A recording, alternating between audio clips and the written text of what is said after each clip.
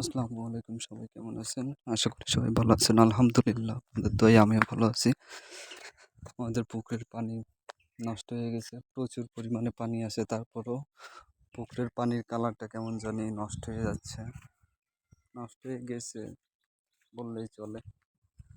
আমরা টিউবওয়েলে গোসল করি, তারপর পুকুরেতেও করি। পুকুরে প্রচুর পানি, তারপরও কালারটা অনেক নষ্ট হয়ে গেছে। তার জন্য পুকুরটা সেচে নিলাম মেশিন দিয়ে। এবার চেঁচা শেষ। কিছু মাছ ছিল, মাছগুলো ধরে নিয়েছি। আমরা ইতিপূর্বে অনেকবার পুকুরের পানি পরিষ্কারের জন্য চুন দিয়েছি, তারপরেও পানিটা পরিষ্কার হচ্ছে না। তার জন্য পানি সেচে ফেলানো লাগছে। পানি সেচে ফেলানোর পর এখন থেকে অনেক বের হয়েছে। এখন পুকুরের পেটটা কেটে পুকুরটা একটু হালকা করে নিতে হবে, না হলে পানি আবার নষ্ট হয়ে যাবে। প্রচুর পরিমাণে পাতা পচা, তারপর বিভিন্ন ধরনের খাবার দাবার ফেলাই, থালবাটি বাসন কোসন মাজার সময় এগুলোতেই মূলত নষ্ট হয়েছে পানি। তারপর খাল পাড়ে কিছু জায়গা আছে, এখানে কিছু গাছ লাগিয়েছি সকাল বিকাল পানি দিয়ে। এইখানে আসলে ছুটি তো বেশি নাই, কিছুদিন পর আবার আমার কর্মস্থলে চলে যাব। সেই জন্যই মূলত জিনিসগুলো তাড়াতাড়ি করে করা। কিছু গাছ রোপণ করেছি, সকাল বিকাল সেখানে পানি দিচ্ছি। আশা করি এখান থেকে ভালো কিছু ফল পাবো, আপনারা দোয়া করবেন।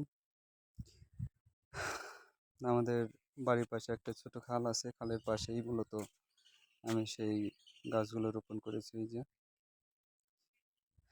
খালের দুই সাইডে সবুজ আর সবুজ, গ্রামাঞ্চলের দৃশ্য আসলেই অনেক সুন্দর। শহর অঞ্চলে যারা থাকেন তারা বুঝতে পারবেন না গ্রামের মর্মটা। গ্রামের যে দৃশ্য, এটা আসলে অনেক সুন্দর, অকল্পনীয়। শহরের লোকেরা এরকম এরকম ভিউ দেখার জন্য গ্রাম এলাকায় আসে শখ করে।